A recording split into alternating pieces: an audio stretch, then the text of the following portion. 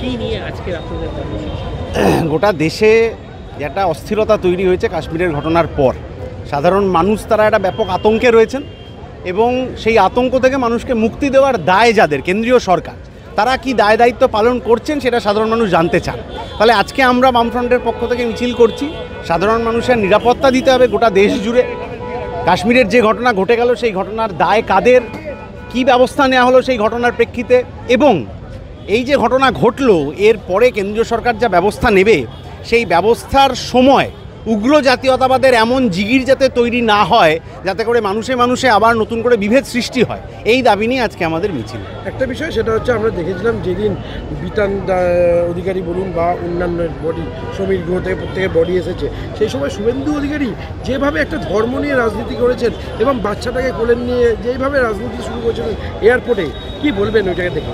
শুভেন্দু অধিকারী যখন তৃণমূলে ছিলেন তখন সংখ্যালঘুদের, ধর্মীয় সংখ্যালঘুদের উৎসবে যেতেন। যখন তৃণমূলে ছিলেন তখন বিজেপি হটাও দেশ বাঁচাও স্লোগান দিয়েছেন। এখন হঠাৎ বিজেপিতে এসছেন, নিজের কিছু বোধহয় রক্ষা টক্ষা করতে হবে তার জন্যে, সেই জন্যে বিজেপি যেমন ওকে শিখিয়ে দিয়েছে সেই মতো করে বুলি আউড়েছেন। ওর কথার কোনো গুরুত্ব নেই, কারণ যারা নীতি আদর্শ বিসর্জন দিয়ে শুধুমাত্র নিজের ক্ষমতায় থাকার জন্য এই দল ও দল বদল করে, তাদের বিষয়ে কথা বলার কোনো মানে হয়।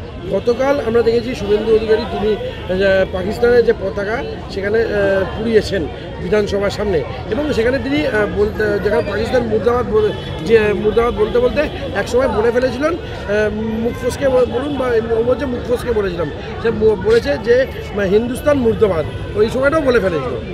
এরা কেউ দেশকে ভালোবাসেন না, ফলে হিন্দুস্তান জিন্দাবাদ বলার জন্য মনের ভেতর থেকে যতটা দেশকে ভালোবাসার প্রয়োজন হয়, এরা দেশকে ভালোবাসেন না। দেশকে ভালোবাসলে দেশের মানুষের জন্য 50 টাকার রান্নার গ্যাসের দাম বাড়তো না, আর দেশকে ভালোবাসলে, দেশের মানুষকে ভালোবাসলে আজও যোগ্য শিক্ষকদের রাস্তায় বসে থাকতে হতো না।